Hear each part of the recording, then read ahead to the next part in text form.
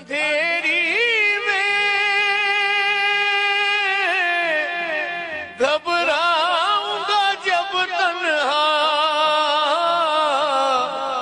امداد میری کرنے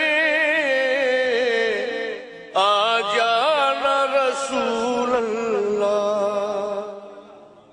لکھتا ہوں تو تم ہی اترتے ہو قلم سے، پڑھتا ہوں تو لہجہ بھی تم، آواز بھی تم۔ ناڈر بے باک ہزارہ کے نامور سینئر صحافی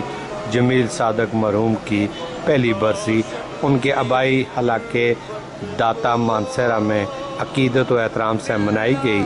دعائیہ تقریب میں ہزارہ بار سے بالعموم اور ضلع مانسہرہ سے بالخصوص سینئر صحافیوں سمیت علماء اکرام، کابرین، سیاسی سماجی شخصیت نے کثیر تعداد میں شرکت کی۔ آنے والے مہمانوں کا پسماندگان میں محمد حنیف، محمد نعیم، محمد شوکت، کامران جمیل، قمر حنیف اور بلال حنیف نے پرتپاک استقبال کیا۔ ہزارہ کے سینئر صحافیوں نے مرحوم شاہین ختم نبوت جمیل صادق کی قبر پر پھول چڑھائے اور فاتحہ خوانی کی۔ اس موقع پر صدر پریس کلب مانسہرہ نثار احمد خان،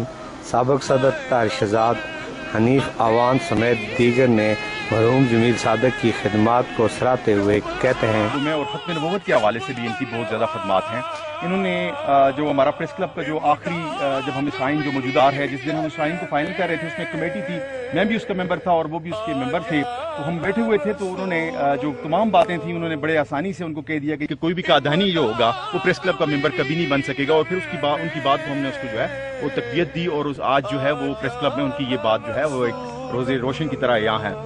جمیل صاحب ہے، ہمیں ایک دوسرے کے خلاف صحافت میں ہم دیکھتے ہیں کوئی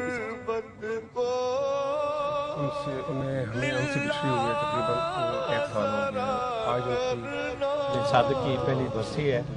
1 سال کا بھگوان سے جدا ہو گئے تھے، اور اس برسی کے موقع پر ہزارہ بار سمیت ضلع مانسہرہ کے سینئر صحافیوں نے شرکت کی ہے، اور ان کی اس